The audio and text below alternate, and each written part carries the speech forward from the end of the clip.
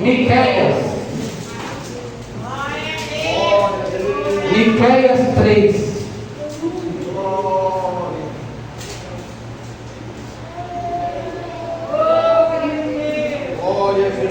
Para Deus salvar alguém e colocar na direção dele, ele permite qualquer coisa. Estou cansado de ver pessoas que eram usadíssimas. Se rebelou contra Deus, ficou rebelde, Deus colocou na cadeira de rodas. Deus permitiu um câncer, uma úlcera, né? Não vai, está brincando com. Pode brincar com o homem, qualquer um, mas brincar com Deus. Tem gente que não conhece esse Deus que eu estou pregando. Acha que Deus só é amor. Não. Ele é justiça, também faz o que ele quer. Miqueias 3 que encontrou de caminho.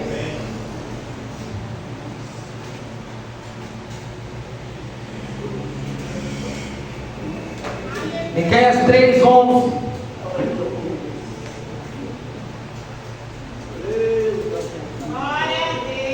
Amém? E diz assim, Miqueias 3:11: os seus chefes dão as sentenças por presentes, e os seus sacerdotes ensinam por interesse, e os seus profetas adivinham por dinheiro, e ainda se encostam ao Senhor, dizendo: não está o Senhor no meio de nós? Nenhum mal nos sobrevirá. Vou repetir. E os seus chefes dão a sentença por presentes, e os seus sacerdotes ensinam por interesse, e os seus profetas adivinham por dinheiro, e ainda se encostam ao Senhor, dizendo: não está o Senhor no meio de nós? Nenhum mal nos sobrevirá. Pode se assentar.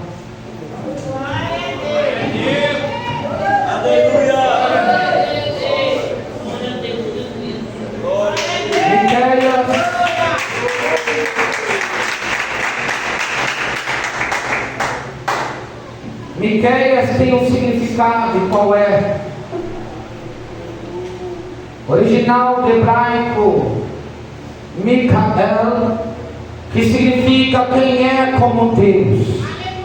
O nome Miqueias carrega consigo uma mensagem de humildade e reverência a uma divindade superior. Aleluia. Pessoas chamadas Miqueias são frequentemente descritas como corajosas, justas e determinadas.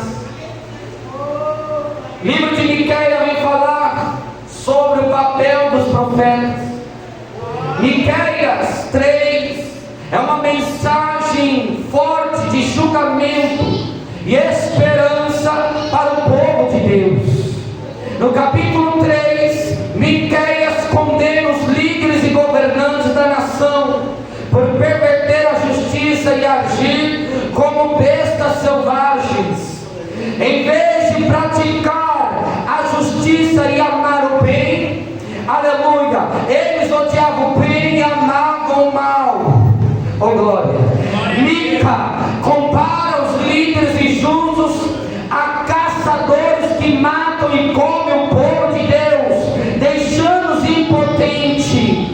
Ao contrário dos líderes fiéis que protegem e cuidam, aleluia, do povo, os líderes infiéis, aleluia, eles traem o povo. Miqueias prevê a chegada, aleluia, oh glória, Jesus Cristo, do julgamento divino sobre Israel, oh glória, por causa dos seus pecados, e eles advertem os líderes sobre a iminência da destruição. Eu quero dizer, o livro de Miqueias está falando assim o seguinte: Deus não levantou Miqueias para profetizar o que o povo queria.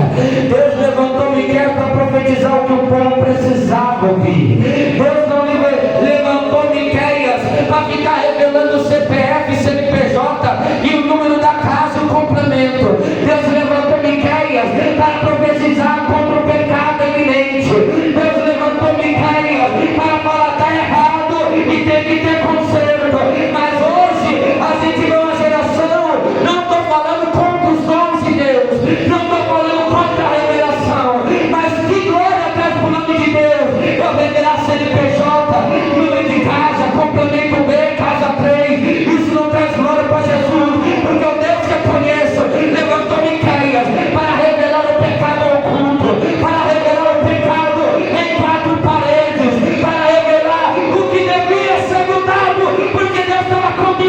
com chama de fogo. Os líderes religiosos também não são poupados. Como falsos profetas que exploram o povo para seu próprio benefício. A mensagem de Miqueias, você vai entender o porquê. É um chamado ao arrependimento. Vou repetir. A mensagem de Miqueias é um chamado ao arrependimento. Parece que está difícil a gente ouvir, né, sobre arrependimento, como se até nas orações e nas aberturas do culto quase não se ouve: Deus perdoa meus pecados. Parece que o pecado já não existe mais, mas o pecado está crescendo a cada dia. A mensagem de Miqueias é um chamado ao arrependimento e a volta à justiça e à fidelidade a Deus. Talvez alguém está acostumado a ouvir aquelas mensagens da teologia, da prosperidade, onde dizem que se está passando necessidade é porque Deus não está com ela, se está passando prova é porque Deus não está com ele, se não tem uma casa própria e um carro bom do ano na garagem é porque não é de Deus, e Deus não está com mesmo. Eu vou dizer para os pregadores coach de plantão: se não parar com a profecia que Deus não revelou, Deus vai pegar e o fim será o inferno. Está tendo muitas revelações que Deus não mandou revelar. Quem está entendendo, diga amém.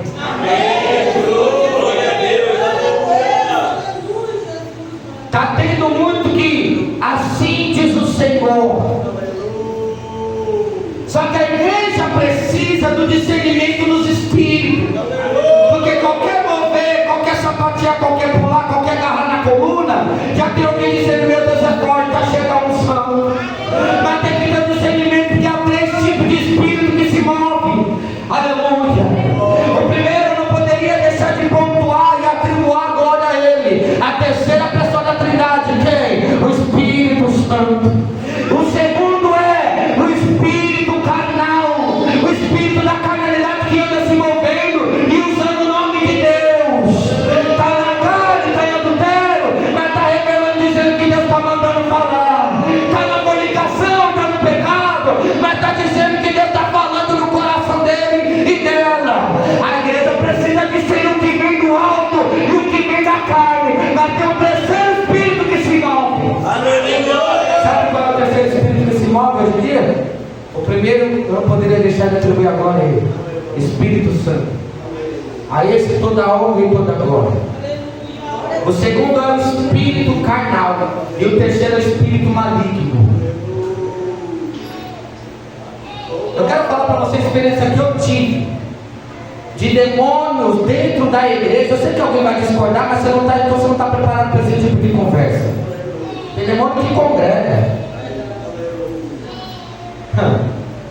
Demônios no meio do culto fazer o mover e falar língua estranha, mas quando põe a mão, cai, bate retirada e ainda diz que não gosta da cara do profeta. Não gosta, sei por que não gosta, porque aqui tem unção, tem presença, tem intimidade e nada fica em oculto. É por isso que o demônio não gosta. Mas eu vou te dizer uma coisa: a maior necessidade da igreja é entender que Deus está querendo arrependimento do teu povo.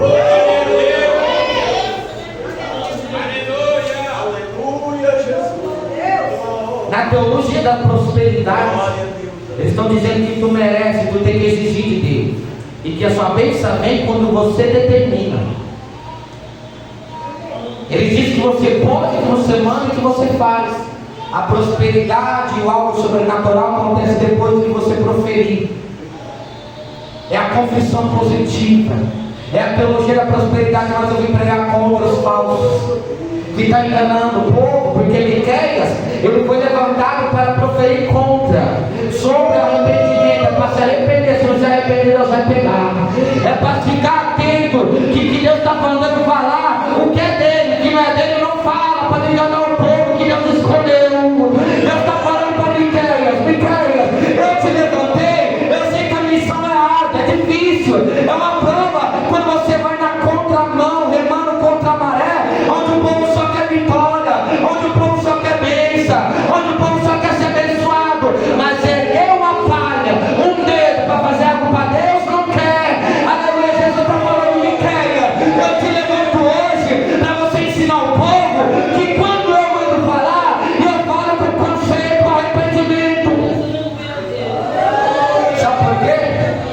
Sabe por quê? Hoje em dia a gente pode perceber claramente, pastor, que a igreja mais necessita de se arrepender do que receber vitória. Aliás, a vitória é sim algo que Deus tem para nós, e a maior vitória é o nosso nome escrito no livro da vida. A Bíblia diz: esperamos em Deus somente nessa vida. Dentre os homens somos os mais miseráveis. Talvez alguém veja hoje aqui, eu vou lá para receber minha chave da minha casa. A chave que está aqui é para fechar aquela boca linguaruda que fica falando que não é de Deus e caluniando os irmãos na fé. A chave que eu vou entregar aqui é para abrir a porta do quê? Para aquele demônio que fica falando no ouvido, bater em retirada. E se ele não quiser sair, nós manda fogo e ele sai.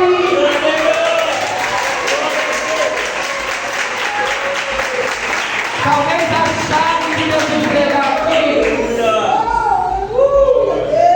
é a chave do acesso para a porta não se fechar e continuar aberta. Ele diz: não é a vós que pertence saber o direito, mas disse eu, ouve agora vocês, chefe de Jacó. Olha o versículo 1 do capítulo 3. E vós, príncipes da casa de Israel, não é a vocês que pertence saber o direito? A vós que aborreceis o bem e amais o mal, que arrancais a pele de cima deles e a sua carne de cima dos seus ossos, e que comeis a carne do meu povo e lhes arrancais a pele e eles esmiuçais os ossos e repartis como para a panela e como carne do meio do caldeirão? Então clamarão ao Senhor, mas não os ouvirá. Antes esconderá deles a sua face naquele tempo, visto que eles fizeram mal nas suas obras. Eu gosto. Quer ver profeta que é usado por Deus? Não é aquele que vem aqui prometeu que Deus não está prometendo. É aquele que tem a coragem de entregar o que Deus está mandando. Olha para os profetas de Deus, as qualidades dele. Um chorão que era considerado profeta das lágrimas, ou profeta chorão, Jeremias, porque a chamada era tão